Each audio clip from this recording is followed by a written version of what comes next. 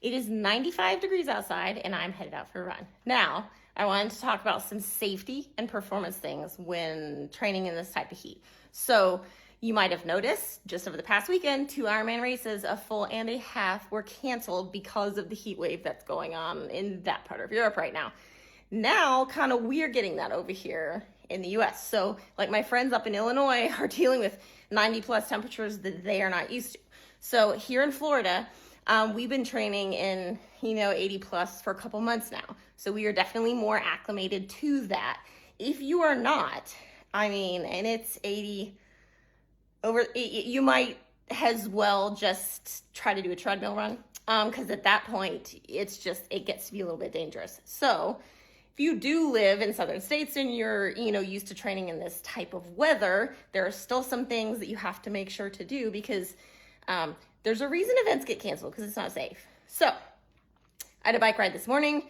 I just have a 30 to 50 minute easy run. So it is very hot. So instead of being out in the full sun, I'm going to go out on the trails. First of all, so I'm going to be in the shade, which is definitely going to help. A couple of things that I have on. You might say, why are you wearing arm warmers? These are not arm warmers. These are cooling arm sleeves. So what I'm going to do, don't mind the dishes. I told you I was training and then working today. So I'm going to do that and pour water on them. Anytime you can keep your body wet is important. And that's why we pour water on ourselves at aid stations, right? So this, I'm not going to do this now because I got to drive out to the trail, but I am packing a bag of ice. This is a hat. It's a new hat from Bamboo Works. So keeping the sun off your head also helps. This is perforated holes, so it helps the heat kind of dissipate. This is a pocket that you stick ice in. It's a game changer. I used it at 7.3 Chattanooga. I will be racing with it the rest of this year because it's amazing. You just pop ice cubes in at every aid station. If you can keep your head cool, that helps a lot. So other things, I have a heart rate strap. I kind of know already without looking at it, but I use that so my coach can look at it later. A new thing I've been trialing is this core temperature sensor. So I'm monitoring core body temp. I kind of know my ranges as well, but it is helpful. Also, another thing, a hydration belt. This is a naked band. This is what I wear for every single run. Every single run. I don't care if it's a 20-minute brick run. I'm wearing this, and you should be carrying nutrition. Now, when I say carrying nutrition, a lot of people think, oh, I need to be carrying something in my hand. It's not the best plan because it messes with your form. Can you imagine running a half marathon or a marathon holding something in one hand, switching it?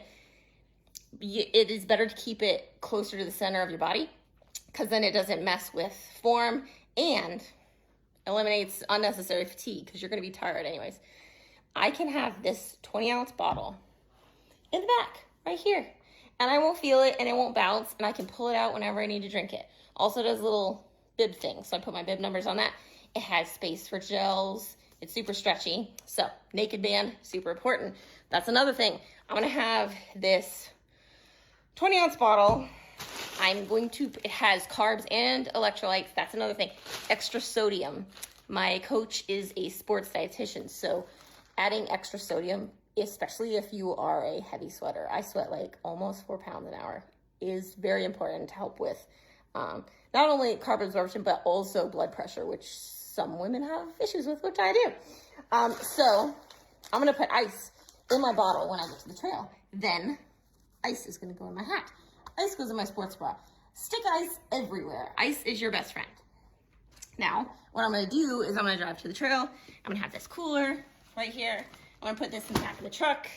And then I can have an extra water bottle if I need it, if it was a longer run. So what we did over the weekend, we had a long run. Matt's was like an hour and 45 minutes. So at that point, we're still, up in the 90s in Florida. And so we took it out to the trails because it was supposed to be aerobic, trying to keep your heart rate low. If you're running your heart rate too high, you are preventing the physiological adaptations that are needed in order to benefit you in that zone of your training. So it's important that when you need to run easy, run easy. If you can't run easy outside with all the cooling methods and the weather, you need to take it inside. And that's what my coach tells me. So we have worked on that over the past almost 2 years now. So I've gotten to the point where I can do it outside. And there's something to be said for heat acclimation, but when the temperatures get this high, it's almost more of a safety concern than a performance concern, right? So the other thing, which I've showed you this, I'm gonna keep showing it. This crazy thing is a PVA towel.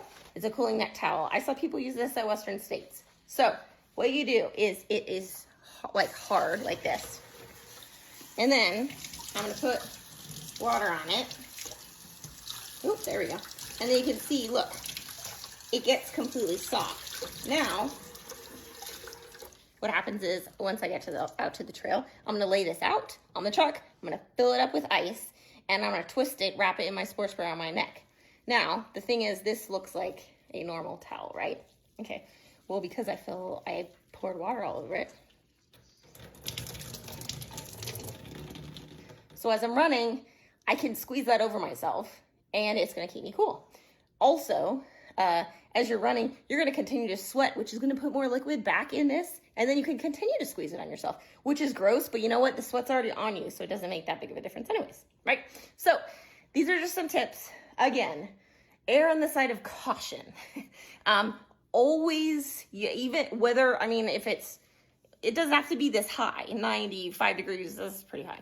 But if you're talking 70, 80s, anytime when the temperature is going to prevent you from being able to train in a safe way or a way that's going to inhibit performance, you have to do something about it. And so that's using cooling strategies, as being smart, not running around saying, oh, it's only an hour, I can run and not drink any liquid.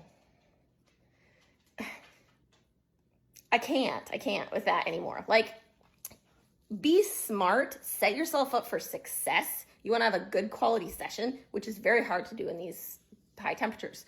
So even if it's not, you need to make sure that you are hydrating and fueling properly, that you are using cooling strategies, and I'm gonna go run. So best of luck out there in this current heat wave. Hopefully you will take some advice from the people who live in Florida who have to deal with this literally for 9 months out of the year. This is just what we live in. And so, yeah, I hope that helps.